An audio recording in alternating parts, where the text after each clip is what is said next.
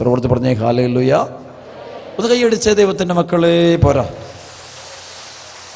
ഈ നാളുകളിൽ 3-4 മാസം മുമ്പ് ദൈവം എന്നെ വലിയ കൃപ കൊണ്ടൊരു നല്ല സ്ഥലത്ത് ധ്യാനിപ്പിക്കാൻ വേണ്ടി പോയി. മറ്റൊരു സ്ഥലമൊന്നുമല്ല, വിദേശത്താണ്. ടർക്കി എന്ന് പറയുന്ന ഇസ്താംബുൾ എന്ന് പറയുന്ന സ്ഥലത്ത്, ഇറാഖിൻ്റെ ഭാഗമാണ്. ടർക്കി എന്ന് പറയുന്ന സ്ഥലമാണ്. ടർക്കി എന്ന് വെച്ചാൽ ഇറാഖിനോട് ചേർന്ന് കിടക്കുന്ന സ്ഥലമാണ്. അപ്പോൾ ടർക്കിയിൽ പോയപ്പോൾ അവിടെ നമ്മുടെ ക്രിസ്ത്യൻസ് വളരെ കുറവാണ്, വളരെ വളരെ വളരെ കുറവാണ്. മലയാളീസ് ആരും തന്നെ ഇല്ല, അവിടെയുള്ള ആൾക്കാർ മാത്രമേ ഉള്ളൂ. അക്കൂട്ടത്തിൽ ഞാൻ ദൈവത്തിൻ്റെ കൃപ കൊണ്ട് ഞാൻ എഫേസസിൽ പോയി. എഫേസസ് എന്ന് പറയുന്ന ചരിത്രപ്രധാനമായ സ്ഥലം, അവിടെ യോഹന്നാൻ്റെ കല്ലറ എന്ന് പറയുന്ന ഒരു സ്ഥലമൊക്കെ ഉണ്ട്, ദേവാലയം, ഇതെല്ലാം അതുണ്ട്. അത് കൂടാതെ ഏറ്റവും വലിയ എഫേസസിലെ സംഭവം ശ്രദ്ധിക്കണേ, ഇത് വലിയൊരു കാര്യം പഠിപ്പിക്കാനാണ്. യോഹന്നാൻ്റെ വീട് എന്ന് പറയുന്നൊരു സ്ഥലം അവിടെയുണ്ട്. Praise the Lord. അവിടെ എഫേസസിൻ്റെ ഒരു മലയുടെ മുകളിലായിട്ട് വരുന്ന ഒരു സ്ഥലമാണ് അവിടെ ഒരു വീട്. അത് ചരിത്രകാരന്മാർ പഠിപ്പിക്കുന്നതും പിന്നെ കാതറിൻ എംബറിച്ച് എന്ന് പറയുന്നൊരു വിശുദ്ധയായ സഹോദരിക്ക് കിട്ടിയ വെളിപാടുകൾ എല്ലാം കൂടി കൂട്ടിച്ചേർത്തുള്ളൊരു പഠനങ്ങളെല്ലാം നടത്തിയിട്ട് യോഹന്നാൻ്റെ വീട് 2000 വർഷം പഴക്കമുള്ള വീടാണത് എന്ന് ചരിത്രകാരന്മാർ സ്ഥാപിക്കുന്നൊരു സ്ഥലം. അപ്പോൾ അവിടെ ജോൺ പോൾ രണ്ടാമൻ മാർപ്പാപ്പ, ബെനഡിക്റ്റ് രണ്ടാമൻ മാർപ്പാപ്പയൊക്കെ അവിടെ വിശുദ്ധ കുർബാന അർപ്പിച്ചിട്ടുണ്ട്. ഈ യോഹന്നാൻ്റെ വീട്ടിൽ പരിശുദ്ധ അമ്മ താമസിച്ചിരുന്നു എന്നും ഒരു പാരമ്പര്യത്തിൽ പറയുന്നത് അവിടെ നിന്നാണ് പരിശുദ്ധ അമ്മ സ്വർഗാരോഹണം ചെയ്തത് എന്നും സഭ വിശ്വസിക്കുന്നു. സർവ്വത്തിൽ പറഞ്ഞേ ഹല്ലേലൂയ. സർവ്വത്തിൽ ഹല്ലേലൂയ. അവിടെ പറയുന്ന ഒരു പാരമ്പര്യമുണ്ട്, വലിയൊരു പാരമ്പര്യം. കേൾക്കുമ്പോൾ നമ്മുടെ ഹൃദയത്തിൽ ഒത്തിരിയേറെ പരിശുദ്ധാത്മാവിൻ്റെ സാന്നിധ്യം നിറയും. അതായത് പരിശുദ്ധമ്മ സ്വർഗാരോഹണം ചെയ്യുന്നതിൻ്റെ തലേ ദിവസം പരിശുദ്ധ പത്രോസും പൗലോസും തോമാസ് ലീഹ ഒഴിച്ചുള്ള മറ്റെല്ലാ അപ്പസ്തലന്മാരും ഈ പറഞ്ഞ എഫേസസിലെ ഈ യോഹന്നാൻ്റെ വീട്ടിലെത്തി പരിശുദ്ധ അമ്മയുടെ അടുക്കൽ വരുന്നുണ്ട്. എന്നിട്ട് തലേദിവസം വൈകുന്നേരം ഒരു വിശുദ്ധ കുർബാന അർപ്പിച്ചതായിട്ട് സഭയുടെ അവിടെ ഒരു പാരമ്പര്യ കഥ പറയുന്ന വിശുദ്ധ കുർബാന അർപ്പിച്ചെന്നും ആ കുർബാന പരിശുദ്ധ അമ്മയ്ക്ക് കൊടുത്തെന്നും അതെടുത്ത് സൂക്ഷിച്ചു വെച്ചെന്നും പിറ്റേ ദിവസവും പരിശുദ്ധ അമ്മയ്ക്ക് കുർബാന കൊടുത്തതും ആ ദിവസമാണ് അമ്മ സ്വർഗാരോഹണം ചെയ്തത് എന്നുള്ള ഒരു പാരമ്പര്യ കഥ പഠിപ്പിക്കുന്നുണ്ട്. സർവ്വത്തിൽ പറഞ്ഞ ഹല്ലേലൂയ. അപ്പം അതൊക്കെ പഠിപ്പിക്കുന്ന ഒരു കാര്യം വെച്ചാൽ പരിശുദ്ധ കുർബാന എന്നത് 2000 വർഷമായിട്ട് സഭയിൽ ഉള്ള അതിശക്തമായ സംഭവമാണെന്ന് നമുക്ക് വ്യക്തമാക്കണം. പരിശുദ്ധ കുർബാന എന്നത് ഇന്നോ ഇന്നലെയോ ആരെങ്കിലും കണ്ടുപിടിച്ച് അത് ഈശോ മിശിഹ അന്ത്യത്താഴ് വേളയിൽ ആരംഭിച്ച ആ പരിശുദ്ധ കുർബാന എന്നത് സഭയിൽ ആദ്യകാലത്തൊട്ട് തന്നെ ആദ്യ സഭയിൽ തന്നെ അതിൻ്റെ പൂർണ്ണതയിൽ തന്നെ അത് അവർ നിർവഹിച്ചിരുന്നു എന്നുള്ളത് വളരെ വ്യക്തമായിട്ട് അവിടെ ആ ഒരു സംഭവത്തിലൂടെ പഠിക്കാറുണ്ട്. ശ്രമത്തിൽ പറഞ്ഞേ ഹല്ലേലൂയ. നന്നായിട്ട് പറഞ്ഞേ ഹല്ലേലൂയ. ദൈവകൃപ കൊണ്ട് അവിടെ ഒരു കുർബാന അർപ്പിക്കാൻ സാധിച്ചു. അവിടെ വചനം പ്രഘോഷിച്ചു. അവിടെയുള്ള ആളുകൾക്ക് വേണ്ടി കേട്ടോ. അവിടെയുള്ള ആളുകൾ വെച്ചാൽ അവിടെ ഒന്ന് ഇനി പിൽഗ്രിമേജായിട്ട് തീർത്ഥാടകരായിട്ട് വരുന്ന ആളുകളുണ്ട്, അവർക്ക് വേണ്ടി. അപ്പം അതിനുശേഷം അവിടുന്ന് അപ്പോൾ അവിടെ ഉണ്ടായിരുന്നൊരു അച്ഛൻ എന്നോട് പറഞ്ഞു, father Dominic, you have to visit the port of Ephesus. Ephesus എന്ന് പറഞ്ഞ എഫേസസ് പോർട്ടുണ്ട്, ഒരു തുറമുഖമുണ്ട്. അത് പഴയ തുറമുഖമാണ്, അതൊന്ന് കാണാൻ പോകുന്നത് നന്നായിരിക്കും അച്ഛൻ. അപ്പോൾ എനിക്ക് തിരക്കാൻ അല്ല വീണ്ടും അവർ നിർബന്ധിച്ച് എങ്ങനെയാണ് കണ്ടിട്ടേ പോകാറ്. ഇനി ഞാനങ്ങനെ സാധാരണ മറ്റു കാര്യങ്ങൾക്ക് പോകാറില്ല, അതുകൊണ്ടാണ് ഞാൻ മടി പിടിച്ചത്. പക്ഷെ അവരൊന്ന് പോയി കണ്ടച്ചു പോകണം. അപ്പോൾ അതിനുശേഷമാണ് പോർട്ടിലോട്ട് പോകുമ്പോൾ, പോർട്ടെന്ന് വെച്ചാൽ പഴയതാണ്, BC 700കളിൽ പണിയപ്പെട്ട പോർട്ടെന്നാണ് ചരിത്രം. BC 700 എന്ന് വെച്ചാൽ ഈശോ ജനിക്കുന്നതിന് 700 വർഷം മുമ്പ് നിർമ്മിക്കപ്പെട്ട എഫേസസിൻ്റെ ഒരു പോർട്ട്, ഒരു തുറമുഖം. അവിടെ ശരിക്കും അതൊരു വലിയൊരു സംഭവം. അവിടെ ചെന്ന് കഴിഞ്ഞപ്പോൾ കാണേണ്ടത് തന്നെയാണെന്ന് മനസ്സിലായത്. ഒരു 3-4 കിലോമീറ്റർ ചുറ്റളവിലുള്ളൊരു പട്ടണമായിരുന്നു എഫേസസ് പട്ടണം. അത് മുഴുവൻ തന്നെ നിർമ്മിക്കപ്പെട്ടിരിക്കുന്നത് മാർബിളുകളുണ്ട്. അതെല്ലാം തകർന്നടിഞ്ഞാണ് കിടക്കുന്നത്. പക്ഷേ അതിന് ചരിത്രം പഠിക്കുമ്പോൾ കാണാം വളരെ മനോഹരമായ ഡൂമുകൾ, കെട്ടിടങ്ങൾ, മുറികളെല്ലാം. ഇവിടെ ശരിക്കും പറയും 4 കിലോമീറ്ററോളം ചുറ്റളവ് ശരിക്കും ഒറ്റ ബിൽഡിങ് പോലെയാണത് കിടന്നത്, ഒറ്റ അങ്ങ് ചേർന്ന് അത് നിലമ്പൂർ മുഴുവൻ മാർബിളുകൾ കൊണ്ട് സംഭവിച്ചത്. ഈ പട്ടണത്തിലാണ് എല്ലാവിധ തിന്മകളും നേരിയത്. ഇവിടെ ഈ പട്ടണത്തിലാണ് പൗലോസ് ലീഹ സുവിശേഷം പ്രസംഗിച്ച സ്ഥലം. ശ്രമത്തിൽ പറഞ്ഞേ ഹല്ലേലൂയ. പൗലോസ് ലീഹ അവിടെ ഒരിടത്ത് വെച്ച് സുവിശേഷം പ്രസംഗിച്ചു കൊണ്ടിരിക്കുമ്പോൾ അവിടെയുള്ള ആളുകൾ പൗലോസ് ലീഹായെ ബന്ധിച്ച് ശരിക്കും പിടിച്ചു വലിച്ചിഴച്ച് പൊതുമണ്ഡപത്തിൽ കയറ്റി നിർത്തി വിചാരണ ചെയ്ത് കൊന്നുകളയാൻ വേണ്ടി ശ്രമിക്കുമ്പോൾ എങ്ങനെയോ കഷ്ടിച്ച് പൗലോസ് ലീഹ അവിടെ നിന്ന് രക്ഷപ്പെട്ടു പോകുന്നൊരു സംഭവം പറയുന്നുണ്ട്. ശ്രമത്തിൽ പറഞ്ഞേ ഹല്ലേലൂയ. ഈ നഗരത്തിന്റെ പ്രത്യേകത പറയുമ്പോൾ അച്ഛൻ ശ്രദ്ധിക്കണം. അതായത് ഈ നഗരത്തിന്റെ പ്രത്യേകത എല്ലാവിധ തിന്മകളും കൂടിയിരുന്ന സ്ഥലമായിരുന്നു. പൗലോസ് സുവിശേഷം പ്രസംഗിക്കുന്ന ആ നഗരത്തിന്റെ ഒന്ന് അർത്തമീസ് എന്ന് പറയുന്ന ഒരു ദേവതയുമായി ബന്ധപ്പെട്ടുള്ള ഒരുപാട് തിന്മകൾ, മ്ലേച്ഛാചാരങ്ങൾ, അതായത് നരഹത്യ, ശിശുബലി, പൈശാചിക ആരാധന, വ്യഭിചാരം എന്നത്, വേശ്യാവൃത്തി എന്നത് തൊഴിലാക്കിയിരിക്കുന്ന, ആരാധനയുടെ പോലും ഭാഗമാക്കിയിരിക്കുന്ന ഒരു സ്ഥലം. അപ്പം അതിലൊരു സ്ട്രീറ്റ് ഉണ്ട്. ആ സ്ട്രീറ്റിലൂടെ ഞങ്ങൾ പോയിട്ടില്ല. ആ സ്ട്രീറ്റ് പഴയ സ്ട്രീറ്റിൻ്റെ ഇടിഞ്ഞു പൊളിഞ്ഞ് കിടക്കുന്നതിൻ്റെ അവശിഷ്ടങ്ങളുണ്ട്. അപ്പോൾ അവർ പറഞ്ഞു, ഇതിലേ പോകുകയാണെങ്കിൽ ഇതിൻ്റെ സൈഡ് ഭിത്തികളിലൊക്കെ കാണാൻ പറ്റും മ്ലേച്ഛതയുടെ രൂപങ്ങളും ചിത്രങ്ങളും കൊണ്ട്. കാരണം വെച്ചാൽ തുറമുഖത്ത് കപ്പൽ മാർഗത്തിൽ വന്ന് ഇറങ്ങുന്ന ആളുകൾ അവിടുന്ന് വരുമ്പോൾ ഈ ദേവതയെ പ്രസാദിപ്പിക്കാൻ വേണ്ടി വരുന്ന വഴികൾ വേശ്യാലയങ്ങളുണ്ടായിരുന്നു. മ്ലേച്ഛത നിറഞ്ഞ സ്ഥലം, മുഴുവൻ തിന്മ. അവിടെയാണ് പൗലോസ് ശ്ലീഹ വന്നിട്ട് പറഞ്ഞു, മക്കളെ, ഈ മാർഗത്തിൽ നിന്ന് പിന്മാറണം, മാനസാന്തരപ്പെടണം, ഈശോയിലേക്ക് വരണം. യഥാർത്ഥ രക്ഷകൻ ഈശോ മിശിഹ മാത്രമാണെന്ന് ധൈര്യപൂർവ്വം പ്രസംഗിച്ചത്. ചരിത്രം പറയുമ്പോൾ അവർ പറയുന്നുണ്ട്, വൈകുന്നേരങ്ങളാകുമ്പോൾ തെരുവ് മുഴുവനും മദ്യപാനവും മ്ലേച്ഛതയും പാപവും പണവും സകരസും. ഞോർക്കറുണ്ട് അവിടുത്തെ ബിൽഡിംഗ് കണ്ടപ്പോൾ എനിക്ക് ഇന്ന് ലോകത്തിൽ ഒരുപാട് ബിൽഡിങ്ങുകൾ നമ്മൾ കാണാറുണ്ട്. എന്തെല്ലാം സ്ട്രക്ചേഴ്സും എന്തെല്ലാം ബ്യൂട്ടിഫുള്ളായ ബിൽഡിങ്ങുകൾ, നല്ല തൂണുകളും കലാരൂപങ്ങളൊക്കെ ഇന്നും ഈ കാലഘട്ടം. പക്ഷേ എനിക്ക് തോന്നുന്നില്ല ആ ഒരു ടൗണിലുണ്ടായിട്ടുള്ള അവിടെയുള്ള കലാരൂപങ്ങളുടെ ശ്രേഷ്ഠതയ്ക്ക് അത്രമാത്രം ഭാരമുണ്ട്. കാരണം ചരിത്രം പഠിക്കുമ്പോൾ ബുദ്ധിജീവികളുടെ സ്ഥലമായിരുന്നു എഫേസസ്. ബുദ്ധിജീവികളുടെ സ്ഥലമാണ്. അതുകൊണ്ട് പൗലോസിനോട് തർക്കിക്കുന്നുണ്ട് ഇവര്. പൗലോസ് പറയുന്ന വിശ്വാസത്തെ ഖണ്ഡിക്കാൻ വേണ്ടി ചങ്കൂറ്റത്തോടെ വരുന്ന ആളുകളുണ്ട്. അവിടെ സുവിശേഷം പ്രസംഗിച്ചു കഴിഞ്ഞപ്പോൾ ഈശോ മിശിഹായിൽ മാമോദിസ സ്വീകരിച്ചവരുടെ എണ്ണം വളരെ ചുരുക്കാൻ ചില ആൾക്കാർ മാത്രമേ ഉള്ളൂ. അത് മാത്രമല്ല, അങ്ങനെ വന്നൊരു ക്രൈസ്തവ കമ്മ്യൂണിറ്റി സമൂഹത്തിൽ നിന്ന് കുറച്ചുപേരെ തിരിച്ചു പോകുന്നതുകൊണ്ട് ചരിത്രം പഠിപ്പിക്കുന്നു. ഞാൻ നാളുകളിൽ അതിനെക്കുറിച്ച് കൂടുതൽ ഞാൻ പഠിക്കാൻ വേണ്ടി ശ്രമിച്ചു. കാരണം സ്ഥലം കണ്ടപ്പോൾ ഒത്തിരി പഠിക്കാൻ. അപ്പോൾ എനിക്ക് ശരിക്കും പറഞ്ഞാൽ എനിക്ക് ഒരുപാട് അറിവ് കിട്ടി. നമ്മളും വചനം പ്രഘോഷിക്കേണ്ട ചില കാര്യങ്ങളെ കുറിച്ച് പരിശുദ്ധ അമ്മ അതുവഴി പഠിപ്പിച്ചു. സ്വരമൂർത്തി പറഞ്ഞേ ഹല്ലേലൂയ, നന്നായിട്ട് പറഞ്ഞേ ഹല്ലേലൂയ. അവിടെ ഒരു വലിയൊരു ഗ്യാലറി ഉണ്ട്. ആ ഗ്യാലറിയിൽ ഏറ്റവും കുറഞ്ഞത് 50,000 പേർക്കെങ്കിലും ഒരുമിച്ചിരുന്നു കൊണ്ട് ആസ്വദിക്കാവുന്നൊരു സ്ഥലം. അപ്പം അതിൻ്റെ താഴ്വരത്തേക്ക് അവർ പറയുമായിരുന്നു, ഇവിടെയൊക്കെ മനുഷ്യനെ കൊണ്ടുവന്നിടുന്ന മൃഗ വിനോദങ്ങൾ നടന്നിരുന്ന സ്ഥലം. മനുഷ്യനും മൃഗങ്ങളും തമ്മിൽ യുദ്ധം ചെയ്യുന്ന, പിടിവലി ഉണ്ടാക്കുന്ന, മനുഷ്യനെ മൃഗങ്ങൾക്ക് അടിച്ചു കീറുന്ന, തിന്നുന്ന, അത് കണ്ടിട്ട് കുടിച്ചും തിന്നും ആസ്വദിക്കുന്ന അങ്ങനെ ഒരു സമയം. അപ്പം അവിടെ എല്ലാത്തരം വിളച്ചതകളും കുടുംബ ബന്ധങ്ങളോ വിശുദ്ധിയോ അങ്ങനെയൊന്നുമില്ല. അവർ ഈ പറയുന്ന പൈശാചിക ശക്തിയെ, വിഗ്രഹങ്ങളെ ആരാധിച്ചുകൊണ്ട് അതിനെ പ്രസാദിപ്പിക്കാനാണ് മുഴുവൻ മന്ത്രവാദങ്ങളും കൂടോത്രങ്ങളും ക്ഷുദ്രപ്രയോഗങ്ങളും പൈശാചിക ശക്തിയുടെ മുഴുവൻ പ്രവർത്തനവും. ശരിക്കും ആ സ്ഥലത്ത് നിന്ന് ഇറങ്ങിക്കഴിഞ്ഞപ്പോൾ ഈ പൗലോസ് ശ്ലീഹായുടെ ഒരു വചനത്തിൻ്റെ മഹാത്മ്യം എനിക്ക് പൗലോസ് ശ്ലീഹ ബൈബിൾ ഓരോ വചനത്തിൻ്റെയും ചരിത്ര പശ്ചാത്തലം പഠിച്ചു കഴിയുമ്പോൾ അതിന് പവർ, ഭയങ്കര പവറാണ്. ഈ പശ്ചാത്തലത്തിൽ നിന്നുകൊണ്ടാണ് പൗലോസ് ശ്ലീഹ എഫെസോസ് ലേഖനം 6:10-20 വരെയുള്ള വചനം എഴുതിയത്. സർവ്വത്തിൽ പറഞ്ഞേ ഹല്ലേലൂയ. മാമോദിസ സ്വീകരിച്ച് ആ പാപത്തിന്റെ പടുകുഴിയിൽ നിന്ന് ഈശോ മിശിഹായിലൂടെ രക്ഷപ്പെട്ട ദൈവജനത്തിന് നിലനിൽപ്പിന് വേണ്ടി കൊടുക്കുന്ന വചനമാണ് എഫെസോസ് 6:10-20 വരെ. അവസാനമായ കർത്താവിലും അവിടെ ശക്തിയുടെ പ്രാഭവത്തിലും കരുത്തുള്ളവരാകുവാൻ, സാത്താന്റെ കുടിലതന്ത്രങ്ങളെ എതിർത്ത് നിൽക്കുവാൻ ദൈവത്തിന്റെ എല്ലാ ആയുധങ്ങളും ധരിക്കുവാൻ. എന്നാൽ നമ്മൾ മാംസത്തിനും രക്തത്തിനും എതിരായിട്ടല്ല, പ്രഭുത്വങ്ങൾക്കും ആധിപത്യങ്ങൾക്കും ഈ അന്ധകാര ലോകത്തിന്റെ അധിപന്മാർക്കും സ്വർഗീയടങ്ങളിൽ വർത്തിക്കുന്ന തിന്മയുടെ ദുരാത്മാക്കൾക്കും എതിരായിട്ടാണ് പടവെട്ടുന്നത്. അതിനാൽ ദൈവത്തിന്റെ എല്ലാ ആയുധങ്ങളും ധരിക്കുവിൻ. തിന്മയുടെ ദിനത്തിൽ ചെറുത്തു നിൽക്കുവാനും എല്ലാ കർത്തവ്യങ്ങളും നിറവേറ്റിക്കൊണ്ട് പിടിച്ചു നിൽക്കുവാനും അങ്ങനെ നിങ്ങൾക്ക് സാധിക്കും. അതിനാൽ സത്യം കൊണ്ട് അരമുറുക്കി നീതിയുടെ കവചം ധരിച്ച് നിങ്ങൾ ഉറച്ചു നിൽക്കുവിൻ.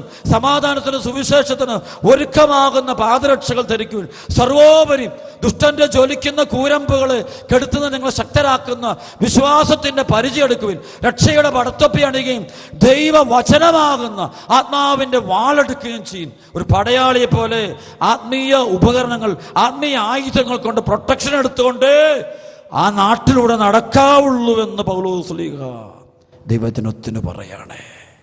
കാരണം പൈശാചിക ശക്തിക്കെതിരെയുള്ള യുദ്ധം. 2 കരം എടുത്ത് പറഞ്ഞേ ഹല്ലേലൂയ, എന്നിട്ട് പറഞ്ഞേ ഹല്ലേലൂയ, ഹല്ലേലൂയ. അവിടെ വെച്ച് പൗലോസ്ലീഹ സുവിശേഷം പ്രസംഗിക്കുന്ന സ്ഥലത്ത് വെച്ച് പൗലോസ്ലീഹ പിടിച്ചു വലിച്ചിഴച്ച് അവരൊരു ഉയർന്ന മണ്ഡപത്തിൽ കൊണ്ട് വിചാരണ നടത്തി കൊല്ലാൻ വേണ്ടി തീരുമാനിക്കുന്ന സമയത്ത് എങ്ങനെയോ രക്ഷപ്പെട്ട് തെസ്സലോനിക്കയിലോട്ട് പോയെന്നൊക്കെ പറയുന്നുണ്ട്. അതിനുശേഷം ഒരുപാട് വിഷമിച്ചു. കാരണം പൗലോസ്ലീഹയിൽ പരിശുദ്ധാത്മാവ് ഉണ്ടായിരുന്നുകൊണ്ട് അവിടെ ഭാവിയിൽ നടക്കാൻ പോകുന്ന ദുരന്തത്തെക്കുറിച്ച് അറിയാമായിരുന്നു. സർവ്വത്തെ പറഞ്ഞേ ഹല്ലേലൂയ. ഇനി അച്ഛൻ പറഞ്ഞു ശ്രദ്ധിക്കണം. പൗലോസ്ലീഹയുടെ സുവിശേഷ പ്രഘോഷണം കഴിഞ്ഞു, പത്രോസ്ലീഹയുടെ സുവിശേഷ ആ പ്രദേശം എല്ലാം കഴിഞ്ഞു. കാലങ്ങൾ കുറേ മുന്നോട്ട് കഴിഞ്ഞപ്പോൾ ഈ പറഞ്ഞ് പൗലോസ്ലീഹ സുവിശേഷം പ്രസംഗിച്ച ഈ സ്ഥലത്ത് വലിയൊരു സംഭവം ഉണ്ടായി. വലിയൊരു ഭൂമി കുലുക്കം. ഏകദേശം 4 ലക്ഷത്തോളം ആളുകൾ താമസിച്ചിരുന്ന സ്ഥലമായിരുന്നു.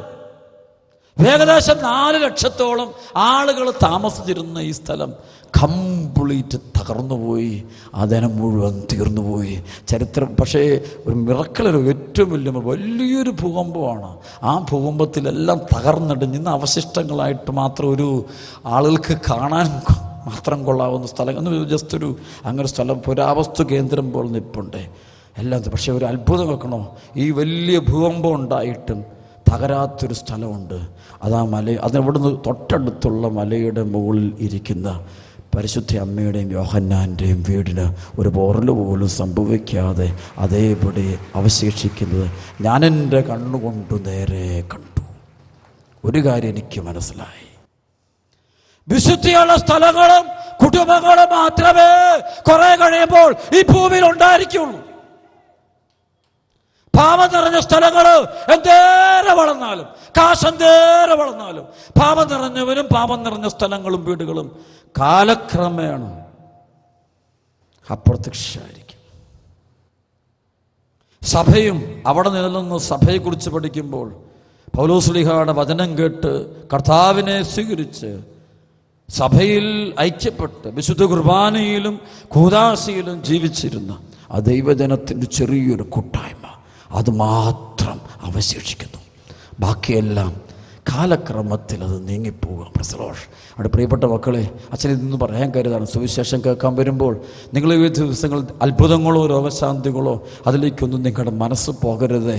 നിങ്ങൾ മനസ്സ് മുഴുവൻ പോകേണ്ടത് ഒറ്റ ആളിലേക്ക് മാത്രമേ പോകാവുള്ളൂ. ഈശോ മിശിഹായിലേക്ക് മാത്രം നിങ്ങളുടെ മനസ്സ് പോകട്ടെ. പ്രസലോഷ് ആത്മരക്ഷയെക്കുറിച്ച് മാത്രം, വേറെ രക്ഷയൊന്നും വലിയ കാര്യമൊന്നുമില്ല. വേറെ സൗഖ്യങ്ങളോ നേട്ടങ്ങളോ പണമോ കടബാധ്യതമാർ അതൊന്നുമല്ല മക്കളെ രക്ഷ. രക്ഷയെന്ന് വെച്ചാൽ നിന്റെ ആത്മാവ് പാപത്തിന്റെ പടുകുഴിയിൽ നിന്ന് കരകയറി ഈശോ മിശിഹായുടെ പരിശുദ്ധ രക്തത്തിലൂടെ വിശുദ്ധീകരിക്കപ്പെട്ട് രക്ഷപ്പെടണം, കുടുംബ രക്ഷപ്പെടണം. നമ്മളൊക്കെ പാരമ്പര്യ കുടുംബത്തിൽപ്പെട്ടവരാണ്. നമ്മളൊക്കെ വലിയ കുടുംബത്തിൽപ്പെട്ടവരാണ്. അപ്പോൾ നമ്മുടെ വിചാരം ഞങ്ങളൊക്കെ രക്ഷപ്പെട്ടവരാ.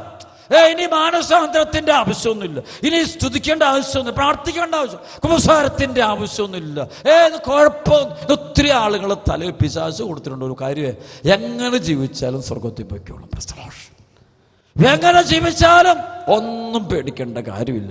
ഏത് പാപത്തിൽ എൻ്റെ പ്രിയപ്പെട്ട ഇത് രക്ഷ എന്നത് ആത്മരക്ഷയാണ്. അവിടെ ചെല്ലുമ്പോൾ ഞാൻ കണ്ടുമുട്ടിയത് ഈ സംഭവം മാത്രം. സർവ്വത്തിൽ പറഞ്ഞേ ഹല്ലേലൂയ. അവിടുന്ന് ഈശോ, ഞാൻ അടുത്തൊരു സ്ഥലം, തൊട്ടടുത്ത സ്ഥലം, അവിടുന്ന് ഞങ്ങൾ പോകുന്ന വഴിയിലൊരു സ്ഥലമാണ് സ്മിർന എന്ന് പറയുന്നത്. സഭയിൽ നമുക്കറിയാം, ബൈബിൾ പഠിക്കുമ്പോൾ യോഹന്നാൻ ശ്ലീഹ 7 സഭകൾക്ക് കത്തുകൾ എഴുതുമ്പോൾ അതിലൊരു സഭയാണ് സ്മിർന എന്ന സഭ. അവിടെ അത് ശരിക്കും വിശുദ്ധ പോളികാർപ്പ് എന്ന് പറയുന്ന യോഹന്നാൻ്റെ ശിഷ്യൻ സ്ഥാപിച്ച, വിശുദ്ധ യോഹന്നാൻ്റെ ശിഷ്യൻ സ്ഥാപിച്ച വിശുദ്ധ പോളികാർപ്പാണ് ആദ്യത്തെ മെത്രാൻ. അവർക്ക് കത്തീഡ്രലുണ്ട്. ആ കത്തീഡ്രലിൽ പോയി അവിടുത്തെ പിതാവിനെയൊക്കെ ഞാൻ കണ്ടേ. അപ്പോൾ അവിടെ വെച്ച് അവരെന്നോട് പറഞ്ഞൊരു കാര്യമുണ്ട്, അച്ഛാ ഞങ്ങളുടെ നാടിനോടൊന്ന് പ്രാർത്ഥിക്കണം. ഞാൻ പറയാം എന്താണോ, ഒത്തിരി ചെറുപ്പക്കാർ വിവാഹം കഴിക്കാതെ നിൽപ്പുണ്ട്, ഒത്തിരി പേരുണ്ട് അച്ഛാ, 10, 35, 40 കഴിഞ്ഞ്. അപ്പോൾ ഞാൻ എന്ത് പറ്റി അച്ഛാ? അത് വേറൊന്നുമല്ല അച്ഛാ, നമ്മുടെ ആളുകളുടെ എണ്ണം കുറവാണ്, അതുകൊണ്ട് അല്ല അച്ഛാ, വേറെ വിശ്വാസത്തിലേക്ക് പോകാൻ അവരാരും തയ്യാറല്ല. അവർ പറഞ്ഞത് കല്യാണം കഴിച്ചില്ല, പക്ഷേ യേശു ക്രിസ്തുവിനെ തള്ളിപ്പറയാൻ ഞങ്ങൾ തയ്യാറല്ല. പ്രസലോഷ് എന്ന് പറഞ്ഞുകൊണ്ട് നിൽക്കുന്ന മക്കളുണ്ട്. അച്ഛൻ അവർക്ക് വേണ്ടി പ്രാർത്ഥിക്കണം. ഒരു കാര്യം എനിക്ക് മനസ്സിലായി, വെരി സോറി, ഈശോയെ അറിഞ്ഞ കുറേ മക്കളെ ഞാൻ അവിടെ കണ്ടു. രക്ഷ എന്താണെന്ന് വ്യക്തമായിട്ട് അറിയാവുന്ന ആളുകളെ ഞാൻ കണ്ടു. എനിക്കതൊരു തീയായിരുന്നു, ഒരു അഗ്നി ഇറങ്ങിയൊരു അനുഭവമായിരുന്നു, ഒരു പരിശുദ്ധാത്മ സ്നാനം സംഭവിക്കുന്നൊരു അനുഭവമായിരുന്നു. തിരിച്ചു വരുമ്പോൾ എൻ്റെ മനസ്സ് മുഴുവനും ഒരു ഫെയ്ത്തിനെ കുറിച്ചുള്ള പലപ്പോഴും നമ്മുടെ ഇടയിൽ നല്ല കാര്യങ്ങളാണ്, പാരമ്പര്യം നല്ല, പക്ഷേ സൂക്ഷിക്കണം. നമ്മൾ ഒത്തിരി പ്രാർത്ഥിക്കണം. നമ്മൾ കൊടുക്കേണ്ടത് ഫെയ്ത്താണ്. വിശ്വാസം കിട്ടാതെ വേറെ എന്ത് കിട്ടിയിട്ടും കാര്യമില്ല. ഈശോയിലുള്ള വിശ്വാസം. അതിനുവേണ്ടി മരിക്കുന്ന ഒരാളുകളെ ഞാൻ കണ്ടേ, മരിക്കാൻ തയ്യാറായിട്ട് നിൽക്കുന്ന ആളുകൾ ജീവിതം തന്നെ കളയുന്നു. എല്ലാവരും പറഞ്ഞു ഞങ്ങൾ വിശ്വാസം നഷ്ടപ്പെട്ടു വെച്ചാൽ മൊത്തം പോകും, അതുകൊണ്ട് വേണ്ട, ഇത് മതി.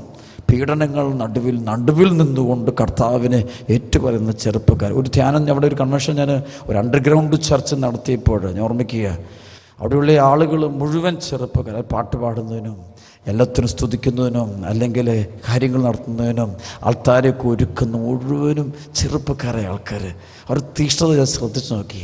സോറി ടു ടെൽ യു, അവരുടെ ഉള്ളിൽ ഞാൻ കണ്ടത് അവർ വെറുതെ സ്തുതിക്കുകയോ പ്രാർത്ഥിക്കുകയല്ല, അവരുടെ ഉള്ളിലൊരു ദാഹമുണ്ട്. ആ ദാഹം എന്തെങ്കിലും കാര്യത്തിന് വേണ്ടിയല്ല, ഈശോയോടുള്ള സ്നേഹമുണ്ട്, ഈശോയോടുള്ള തീരാത്ത സ്നേഹം. ഇവിടെ നിൽക്കുന്ന എത്ര മക്കൾക്ക് വലതുകരം ചങ്കി വെച്ചുകൊണ്ട് പറയാൻ വേണ്ട, മക്കളെ ശരിക്കും നമ്മൾ എത്ര പേർക്ക് ഈശോയോടൊരു വ്യക്തിപരമായൊരു സ്നേഹമുണ്ട്? ഹല്ലേലൂയ! ഒരു ആത്മബന്ധമുണ്ട്.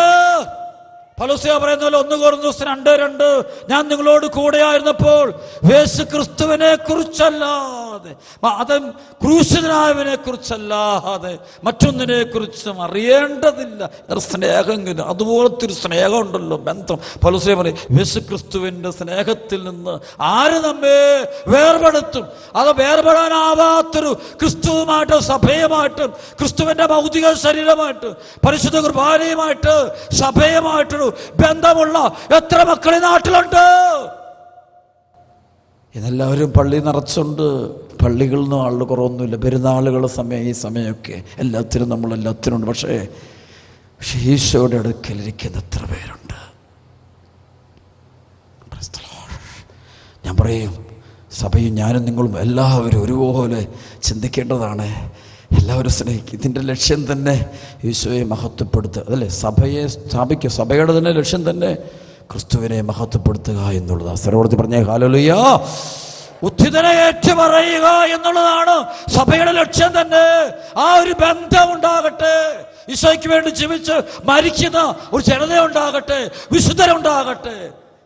അവർക്ക് കാണാം ഇതിനിടയിൽ കർത്താവ് വന്നു പോകുന്നത് കാണാൻ പറ്റേ, അവർക്കേ കാണാൻ പറ്റൂ. അല്ലാതെ ബുദ്ധിയിൽ അന്ധകാരമുള്ളവർക്കാർക്ക്. അതുകൊണ്ടല്ലോ 1 കൊരിന്ത്യർ 3:18-19 വചനം പൗലോസ്ലീഹയുടെ നല്ലൊരു വചനമാണ്. ആരെങ്കിലും ഈ ലോകത്തിൽ ജ്ഞാനിയെന്ന് വിചാരിക്കുന്ന പക്ഷം യഥാർത്ഥ ജ്ഞാനിയാകേണ്ടതിന് അവൻ തന്നെ ഭോഷനാക്കട്ടെ. എന്നാൽ ഈ ലോകത്തിൻ്റെ വിജ്ഞാനം ദൈവത്തിന് ഭോഷത്വമാണ്. ബുദ്ധിമാന്മാരെ അവരവരുടെ ചിന്തകൾ തന്നെ കുടുക്കുന്നുവെന്നും ബുദ്ധിമാന്മാരുടെ ചിന്തകൾ വിവേകരഹിതമെന്ന് കർത്താവ് അറിയുന്നുവെന്നും എഴുതപ്പെട്ടിരിക്കുന്നു. 1 കൊരിന്ത്യർ 1:18 നമുക്കറിയാവുന്ന വചനം. നാശത്തിലൂടെ ചരിക്കുന്നവർക്ക് കുരിശിൻ്റെ വചനം, രക്ഷയുടെ വചനം, ഈശോ മിശിഹ, അത് വിഡ്ഢിത്തം. അല്ലെ, നാശത്തിലൂടെ ചരിക്കുന്നവർ കുരിശിൻ്റെ വചനം ഭോഷത്വം. രക്ഷയിലൂടെ ചരിക്കുന്ന നമുക്കോ ആ ദൈവത്തിൻ്റെ ശക്തി. അവിടെ കുരിശിൽ വെളിപ്പെട്ടത് ദൈവശക്തിയാണെന്ന് നമ്മൾ ഏറ്റു പറയുന്നു. അപ്പോസ്തല പ്രവർത്തനത്തിൻ്റെ 3-ാമത്തെ അധ്യായത്തിൻ്റെ 1 മുതൽ 10 വരെയുള്ള വചനം നിങ്ങൾക്കറിയാവുന്ന. ഒരു ദിവസം 9-ാം മണിക്കൂറിലെ പ്രാർത്ഥനയ്ക്കായി പൗലോസും യോഹന്നാനും ദേവാലയത്തിങ്കിലേക്ക് പോവുകയായിരുന്നു. ദേവാലയത്തിൽ പോകുകയായിരുന്നു. ജന്മനാ മുടന്തനായ ഒരാളെ എടുത്തുകൊണ്ട് ചിലർ അവിടെ എത്തി. ദേവാലയത്തിൽ പ്രവേശിക്കുന്നവരോട് ഭിക്ഷയാചിക്കാനായി സുന്ദരകവാടം എന്ന് വിളിക്കപ്പെടുന്ന ദേവാലയവാതിക്കൽ അവനെ കിടത്തുക പതിവായിരുന്നു. പത്രോസും യോഹന്നാനും ദേവാലയത്തിലേക്ക് പ്രവേശിക്കുന്നത് കണ്ട് അവൻ അവരോട് ഭിക്ഷയാചിച്ചു. പത്രോസ് യോഹന്നാനോടൊപ്പം അവനെ സൂക്ഷിച്ചു നോക്കിക്കൊണ്ട് പറഞ്ഞു, ഞങ്ങൾ നേരെ നോക്കുക. അവരുടെ പക്കൽ നിന്ന് എന്തെങ്കിലും കിട്ടുമെന്ന് പ്രതീക്ഷിച്ചവൻ അവരെ നോക്കി. പത്രോസ് പറഞ്ഞു, വെള്ളിയോ സ്വർണമോ എൻ്റെ കയ്യിലില്ല, എനിക്കുള്ളത് ഞാൻ നിനക്ക് തരുന്നു. നസ്രായനായ യേശുക്രിസ്തുവിൻ്റെ നാമത്തിൽ എഴുന്നേൽക്കുക. ശ്രമത്തിൽ പറഞ്ഞേ ഹല്ലേലൂയ. ഞങ്ങൾക്കുള്ളത് നിനക്ക് തരുന്നു. ഞങ്ങൾക്കുള്ളത് നസ്രായനായ യേശുക്രിസ്തുവാണ് ഞങ്ങൾക്കുള്ളത്.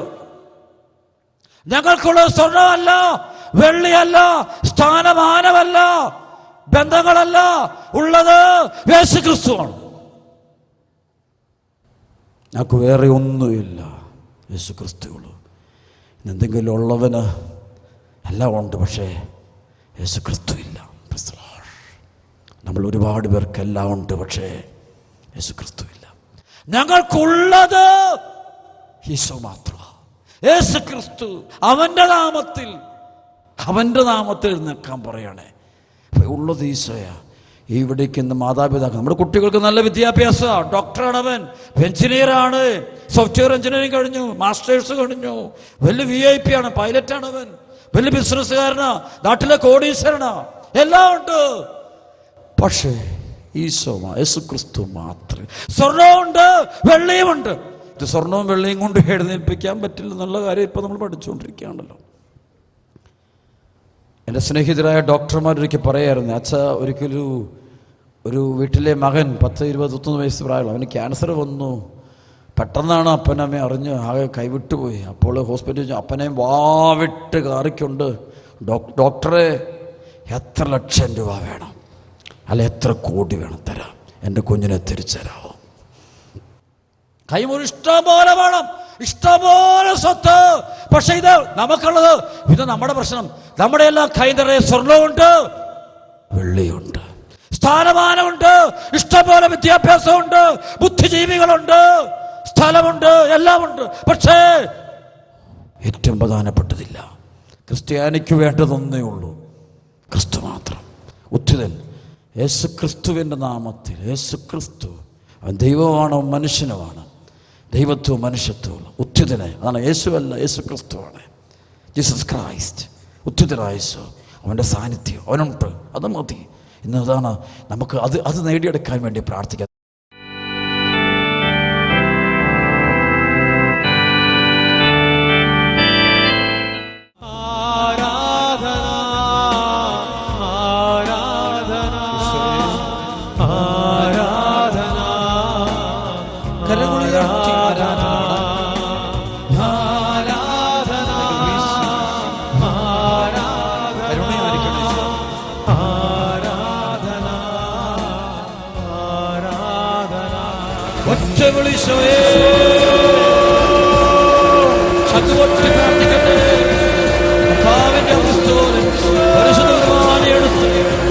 ദൈവജനത്തിന്റെ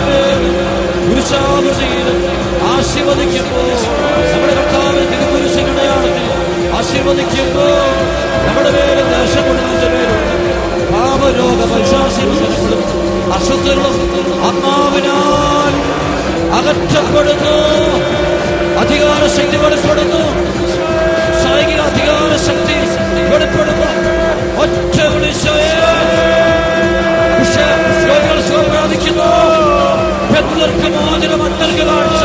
അടിച്ചമർത്തപ്പെട്ടവർക്ക് സ്വാതന്ത്ര്യം, മാനസാന്തരത്തിന്റെ കൃപ വിശ്വകർത്താവാണെന്ന് ഏറ്റവും കൃപ ലഭിക്കട്ടെ. വിശ്വമാത്രമാണ് കർത്താവ്, വിശ്വമാത്രമാണ് വിശ്വമാത്രമാണ് ദൈവം. ഒറ്റ വിളി കരവിധിശോ വിശ്വസിക്കുന്നു.